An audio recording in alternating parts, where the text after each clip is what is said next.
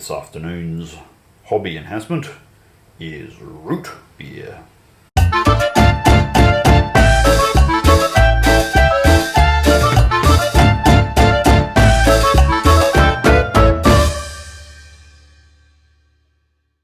New year, new army, and this glorious feast of the eyes is the first wholly new on sprue army I've done since the Khorne Demons from about 10 years ago.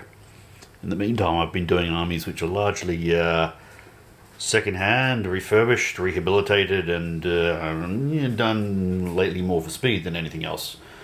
But with the old world coming out, it was high time, so after hoarding my pocket money for months and months, this here is the end result. This is an army that I've had my eye on for quite a while. I've been putting it off while I pumped out some other armies which are also in the priority list. But I've always been keen to do Chaos Warriors from an aesthetic point of view of just the way that the Chaos Warrior looks. And I got to thinking after I finished the Khorne army that it would be good to do a Chaos Warrior army of a similar but individual aesthetic that would, I suppose, complement the Chaos Demons. Yes, and here are some of those Chaos Demons to which I'm referring, which if you've been following this channel for any time, you would have seen in the biff on occasion, sometimes completely out of my control as they go charging off on their own.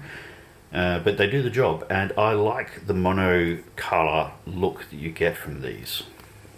I tend to field mono demon lists when I do them. Let's zoom in on these and see what we can get out of them. So it's the heavy use of red with black wash.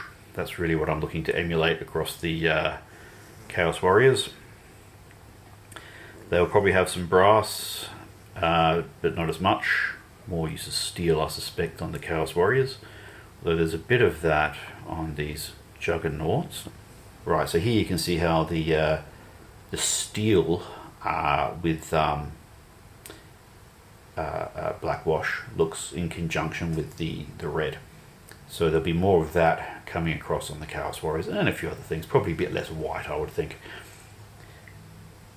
Although now that I think about it, I might do the standards in white. That would break them up from some of the other armies I've done.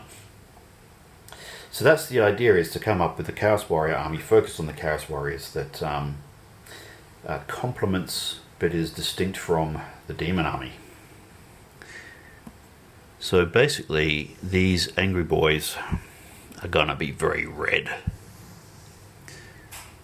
Now, I've been slowly collecting this horde over some months, including buying a few odds and ends whilst on holidays in Japan, and now it's all here.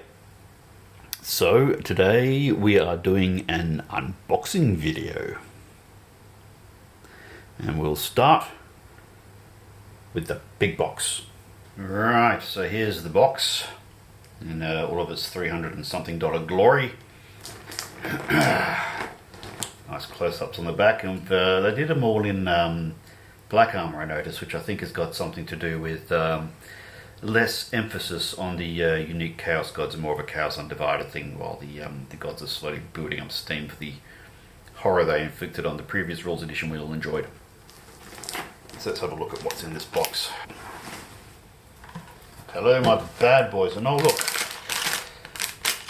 bases that are actually the correct size. And it's a shitload of sprue. Looky here, we have, let's get some background you can see it against. Banners, shields, weapon options, and the cloaks. I'm going to have some fun with these cloaks, I think. So we've got those there.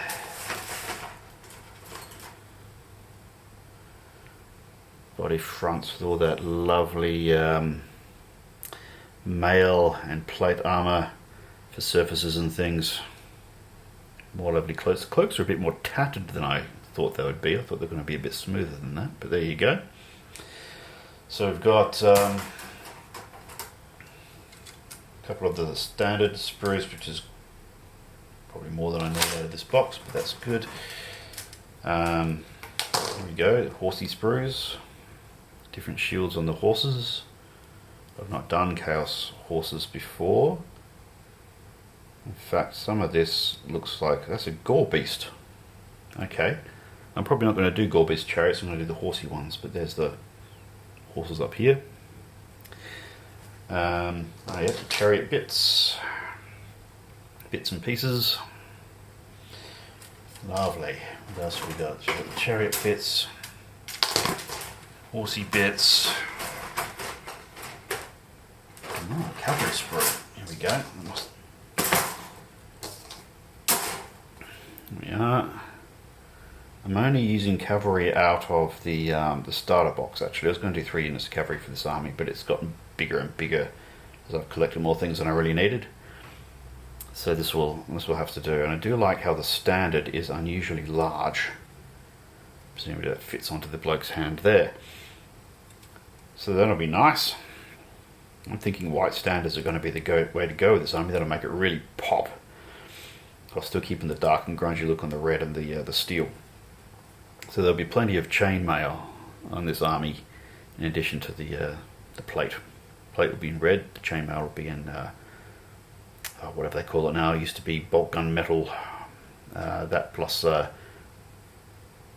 Nuln Oil, the universal liquid talent.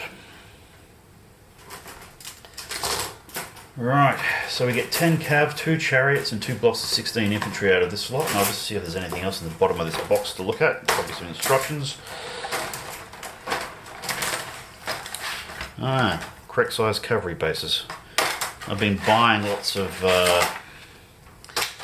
bases from a company called Back to Basics, actually. It's a local provider. And they're good. They deliver pretty quick. I've got a system online which I've been using to buy more and more stuff so I can fit my 8th Ed armies into the old world without having to take them off their bases and redo it, because I refused to do that last time and I refused to do it again, and spacer trays are the way to go. Alright, so what have we got here? Instructions for Chaos Knights, presumably the one straight out of the Chaos Knight box. Instructions for Chariots. I'll be doing the regular one, not the Gore Beast. I know the Gore Beasts have better stats, but I'm old school in my aesthetic tastes.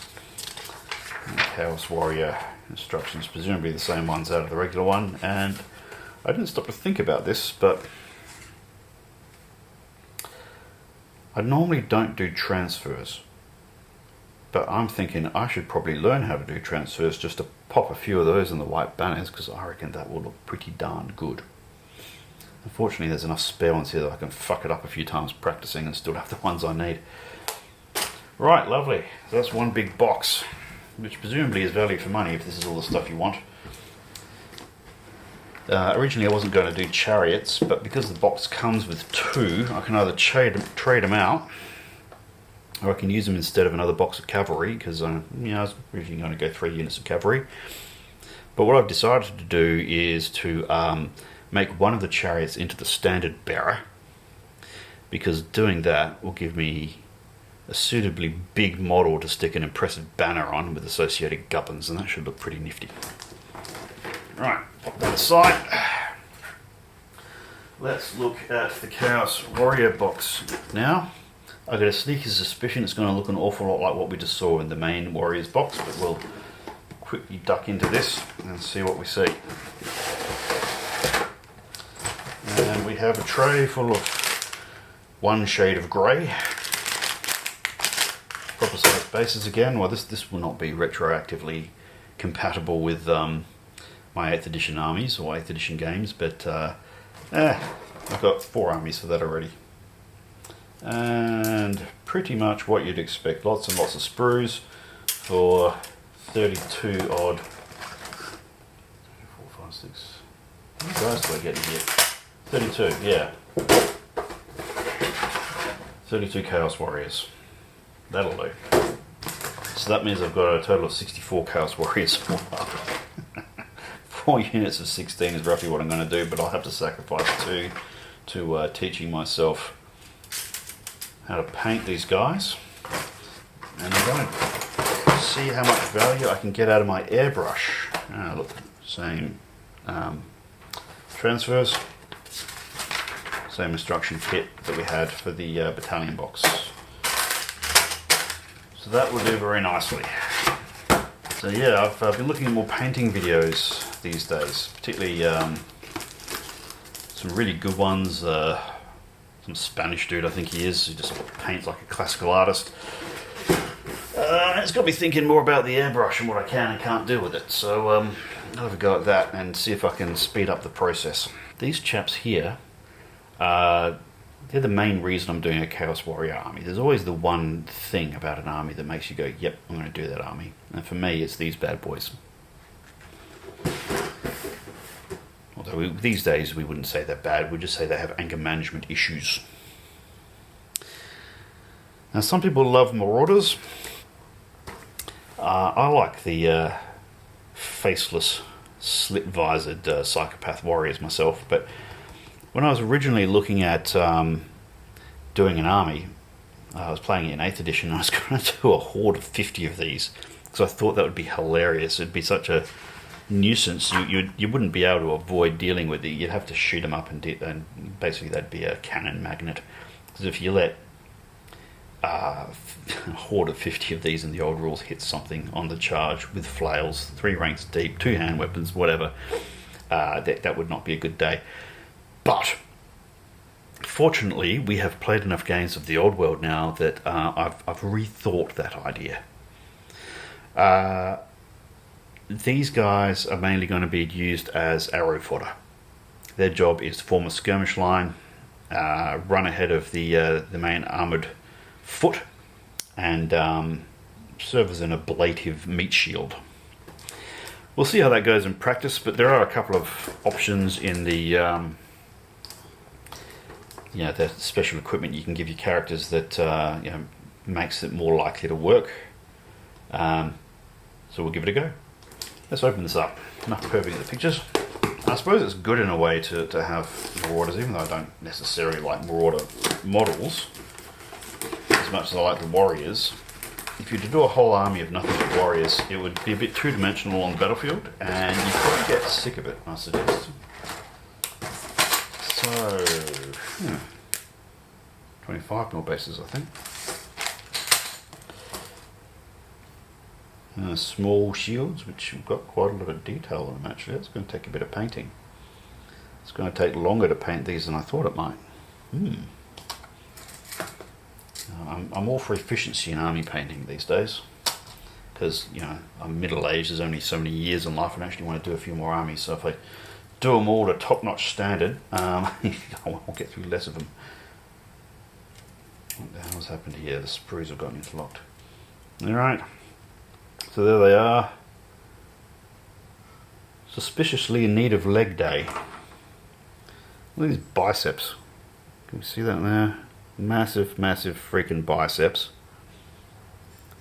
And they've obviously found a way to do bench press. Look at the man boobs on these fellas. But their legs are not to the same level of, shall we say, the quads are not the same as the biceps. Fun fact, if you look at historic photos, you'd see these guys that had big biceps, big abdominals and things like that. But they wouldn't have the big pectoral muscles that you see on Arnold Schwarzenegger and others of his ilk. And we all know that these guys are secretly Arnie. And the reason for that is that the big pecs that you see are a result of modern athletic equipment. It didn't exist until, I don't know, a few decades ago, maybe 50 years ago. Before that, so you'd see these people were very strong, but they had a normal sized chest. So probably not the most unrealistic thing about Warhammer, but just something to bear in mind. There we go. They look after their cloaks better than the Chaos Warriors do. That's a bit of a surprise. There we go. Alright. Let's have a look at the bottom here. What do they give us? More of the same set of stuff. Presumably these little bits are so you can put tattoos on the guys. That's interesting. I hadn't thought of doing that. But yeah, you can tat up the Marauders like a good bunch of Aussie bogans with their tribal tattoos. And rules. Rules? No. Instructions on how to build the buggers. I think I only need instructions on how to build plastic sprue these days. That may be a sign of cognitive decline. But otherwise, that'll be good.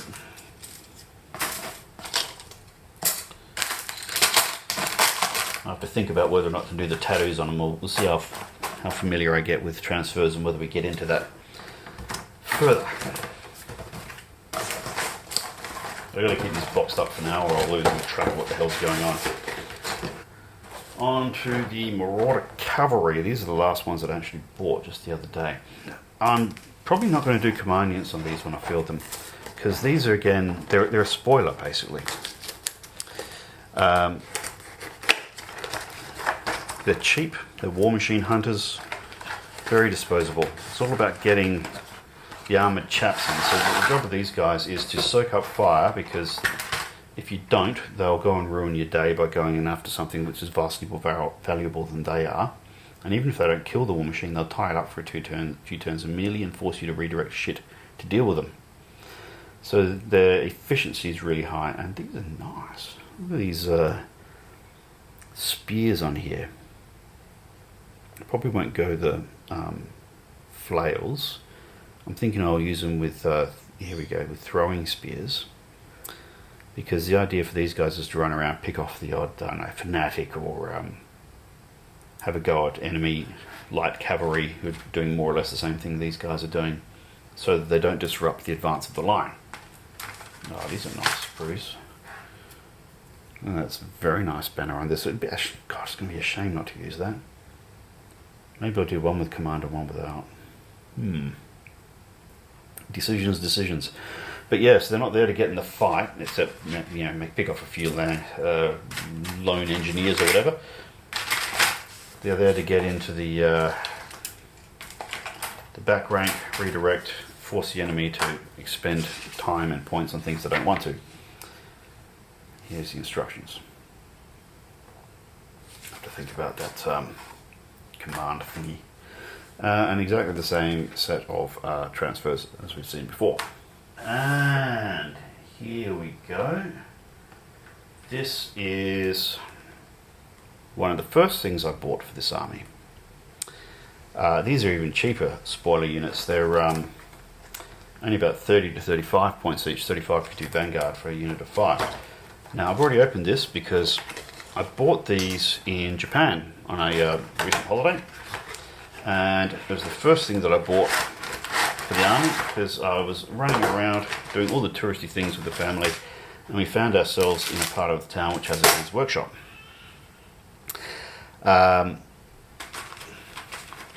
Typically nice miniatures. These are ugly motherfuckers, but they should be. And that much texture. Base coat and black wash will go a treat. A bit of dry brushing if I need it, but these are going to look the part. Now the no transfers, funny that. So yeah, I picked them up with a couple of characters from one of the games workshops in Tokyo, and that games workshop, there's a couple of them. I went to a couple of them. I went to one in Osaka, which was kind of like the smaller one-person stores that you get in Australia for a while. Really nice bloke running the shop, but not much old world stock.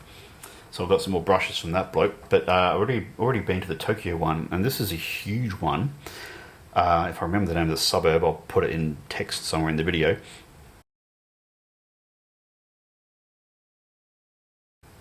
But it's in this part of town which is known as Electronics Town. Probably because historically it used to sell a lot of electronics, and there's a bit of that still. But having had a look around that bit of town, it's probably better described as Gundam and Maid Cafe Town.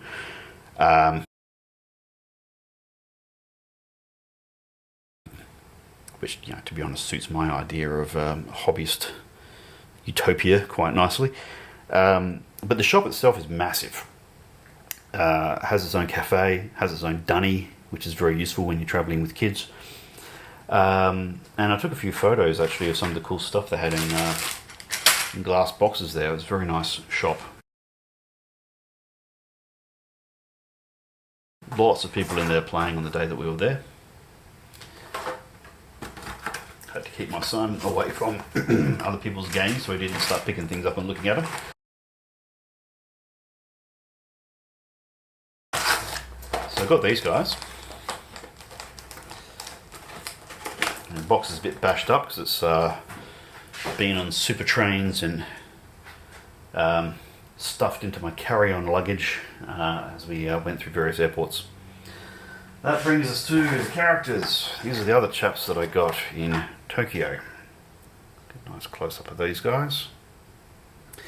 And I can't remember exactly what they cost, but yeah, it's the sort of money that you only spend when you're on holidays pissing money up the wall already, so it doesn't matter if you're spending 40 odd bucks for one of these was about 40 bucks Australian, the other one's probably about 25, but let's see what you get for your money.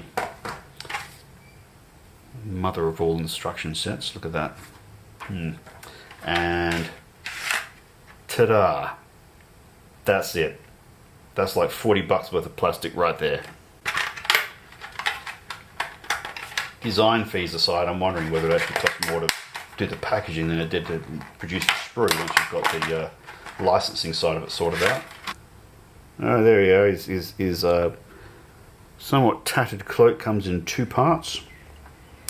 Standing in a pile of skulls, as you do. That sword there will poke through that space in the cloak. And here we have a bloke who's overcompensating for something. He's a very angry fellow, apparently. But the miniature looks so fucking cool that I thought, screw it, I'm on holidays. I spent thousands of dollars to get here. I'm going to buy me something at the local Games Workshop. I have to say, I'm glad the box has survived the trip. And the other one.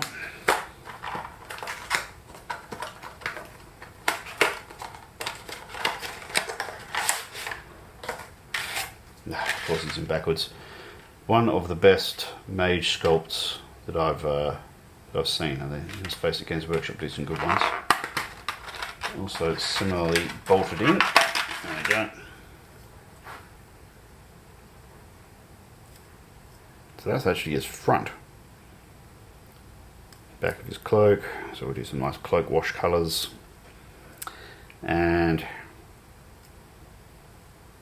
the body, where's his head? There's his head.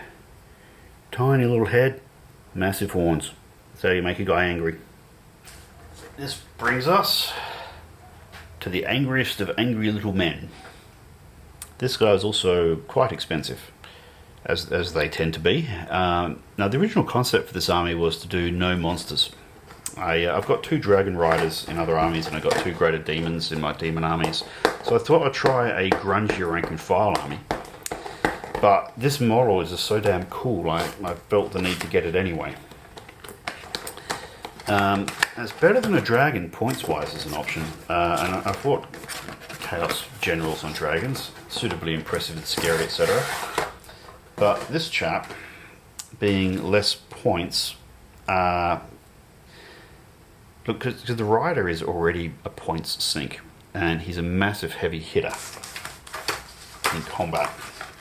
So you don't need a dragon for him to go about doing the same things and be just absolutely devastating. Nice size base. Instructions and everything. So taking the Manticore instead of a dragon saves you, I don't know, a couple hundred points, and it makes it more viable to actually fit the model in the army and fly around doing the the same things that dragons do. It's a bit less toughness 5 instead of 6, so we'll cop it a bit more from organ guns, but if you're standing in front of an organ gun with a dragon, you're tempting fate anyway. Yeah,